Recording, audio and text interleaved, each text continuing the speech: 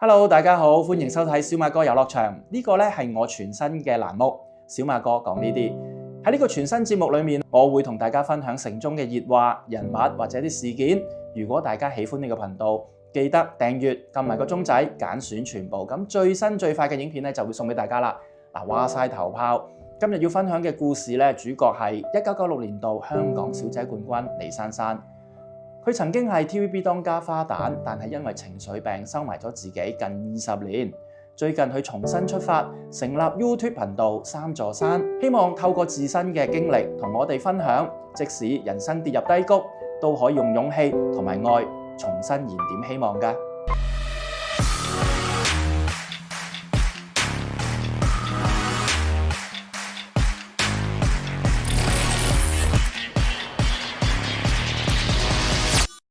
李珊珊原本係一位非常內斂嘅女仔，喺佢18歲仲讀緊中6嘅時候，身邊有位朋友提名佢參選港姐，但係喺佢口中得知咧，有唔少身邊嘅朋友咧都唔睇好佢，結果咧提名人就用一句咁你贏咗咪化腐朽為神奇咯，結果就係呢一句激起咗佢嘅鬥志。喺1996年，佢憑住自信嘅笑容同埋高挑嘅身形，橫掃咗港姐嘅舞台，除咗奪咗冠軍，仲攞埋最上鏡小姐、才藝小姐同埋最受傳媒歡迎大獎添，成為咗回歸之前一屆4料冠軍。當選之後咧，李珊珊嘅星途一片光明啊！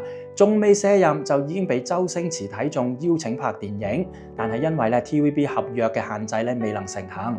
然而佢喺 TVB 參與咗好多部經典嘅劇集，塑造咗好多令人深刻嘅角色，包括鑑證實錄嘅小唐菜、刑事偵緝檔案4嘅唐心如。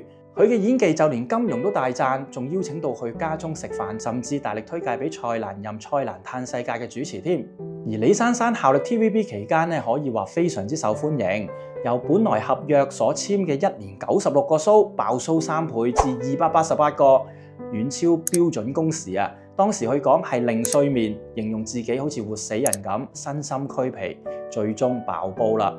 最後佢選擇玩失蹤，唔接任何電話。當時公司高層照肺嘅時候，曾經問過佢係咪受到唔公平嘅對待，佢搖搖頭並冇答，但係心裏面已經承受極大嘅壓力，最後落淚坦言：我撐唔到落去啦。李珊珊係少有藝人未約滿 TVB 就可以離開公司嘅。離開 TVB 之後佢少有露面啦，直至到2005年接受咗一個纖體公司嘅廣告。咁喺裏面佢就着咗一條非常之性感嘅泳衣，同埋同蛇去合照，成為咗經典。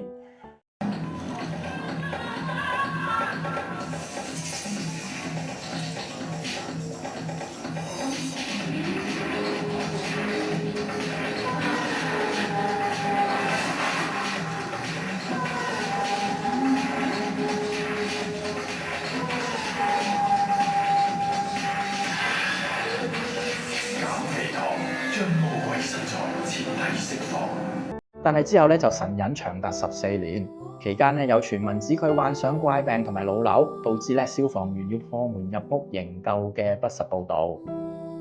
直到2019年，李珊珊為精神健康基金會拍攝宣傳片，佢嗰時先公開自己原來2017年開始就飽受呢個驚恐症嘅折磨啊！佢透露發病嘅時候會發燒啦、冒汗、全身乏力、呼吸困難等症狀。每日徘徊地獄又折返人間。咁我都係因為咁樣鍥而不捨，就終於都可以敲啱到門去醫我呢個病啦。咁我就睇下有咩人先。有冇想到放棄？冇喎。做咩要放棄啊？我唔覺得個世界好美好啊。我喺呢一方面包都係，但係我覺得值得去奮鬥，因為雖然世界唔美好，但係我覺得周圍好多嘢都好美好，係要自己去發掘出嚟嘅。所以我從來冇諗過放棄呢樣嘢。啲人係唔明白啊，所以點解我會願意將我個私隱拎出嚟俾大家知道？佢曾經多次求醫，起初誤以為只係簡單嘅身體不適，從腸胃科轉至心臟科，一開始連醫生都揾唔到確實嘅病因，令佢一度非常感到絕望啊！但係喺呢個期間，佢就深深體會到患病者所受嘅煎熬啦。幸好佢嘅屋企人同埋朋友都俾佢好大嘅支持，當中包括鄭秀文、古天樂、甘比等等，令佢繼續可以走落去。最後先至被精神科醫生確診為驚恐症。醫生指出，佢被發現患有呢個病嘅時候已經係中度以上嘅驚恐症啦。確診之後李珊珊接受咗血清素嘅治療，幾年間嘅病情仍然反反覆覆。至今，李珊珊服藥嘅份量已經減少咗80%，但係每當到陌生嘅環境，仍然感到非常慌張。就連坐喺自己工作室接受訪問嘅時候，佢仍然會話，就算叫佢而家出門口其實佢都會好驚。但係佢開始學習同呢個感覺共存，因為冇可能一下子就會搣甩晒。佢記得第一次嚟呢個工作室嘅時候一日會屙3次4次嘅，因為一緊張腸道就會受到刺激，即刻肚瀉㗎啦。而家連1次都冇，咁唔係好大嘅進步咩？多年嚟李珊珊有撰寫專欄同埋做電台主持，工作量唔多，但係醫療費用昂貴。被問到收入來源同埋經濟有冇出現問題佢就解釋，全靠賣咗北京二環嘅嗰層900尺嘅樓所賺到嘅錢，同埋自己嘅積蓄，仲有靠前男友同埋朋友照顧。佢就直言，全靠朋友同埋有擔當嘅男士，令到佢今日先至冇穿冇爛。好啦，咁乜嘢係驚恐症呢？根據養和醫院精神科醫生嘅潘佩球嘅解釋其實驚恐症係屬於焦慮症嘅一種。原來香港人每100個裏面就有2至3個人患病㗎啦，而女性比率係比男性高2至3倍添。發病嘅時候係毫無預警嘅，患者會感到極度恐慌，出現心跳加速、呼吸困難、四肢顫抖等症狀。所以好多人誤以為係心臟病發。醫學界亦都歸納咗4大因素會影響驚恐症嘅。第一就係家族遺傳，呢個風險係會比一般人高出5倍。第二就係腦內神經傳遞物異常會影響情緒嘅調節。同時間，如果大腦邊緣系統嘅功能異常都係會有影響嘅。最後，如果你有負面嘅情緒，即係話你越嚟越驚你發病，咁亦都會令到呢個症狀會惡化㗎。當患者出現狀況嘅時候，其實都可以考慮醫生提議以下嘅方法減輕病情㗎喎。1. 放鬆身心，揾一個安靜嘅地方休息。第二，轉移專注力，專注於呼吸，避免過度恐慌。第三，放慢呼吸，可以用紙袋輔助，防止換氣過度。第四，隨身攜帶藥物，緊急時可以使用由醫生處方嘅鎮靜劑，舒緩病情。驚恐症嘅患者可以透過藥物啦、心理治療啦，大概1/3嘅患者其實可以完全康復㗎。當然，降低對驚恐症發作嘅恐懼，亦都可以減輕病情。其實驚恐症係絕對可以控制到嘅，關鍵係在於及早求醫、正確認識，避免長期困喺驚恐之中。如果你嘅朋友或者家人正值精神健康嘅問題，你哋要多啲陪伴佢，聆聽同埋理解。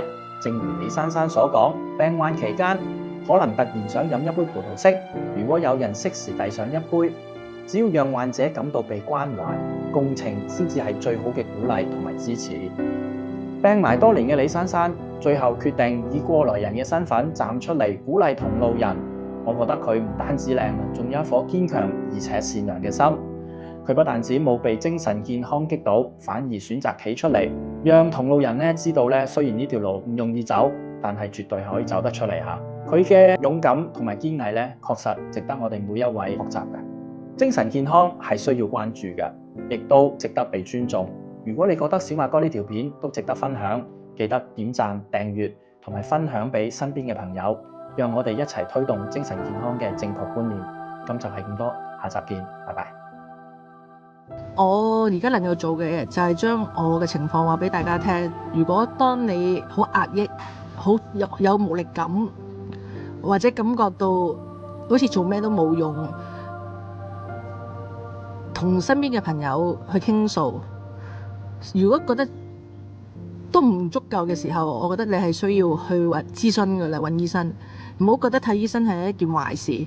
醫生嘅存在就係因為每個人都會有生老病死，病係你人生嘅其中一個階段，好好去面對，而係唔需要覺得世界末日，因為係要病就要病噶啦。如果能夠解決嘅病係一個福氣嚟嘅，其實係咪？我覺得好奇怪，竟然話福氣。因為其實你知道塵世間好多病都係解決唔到嘅，當你可以解決到嘅話，係值得慶賀。係咁多。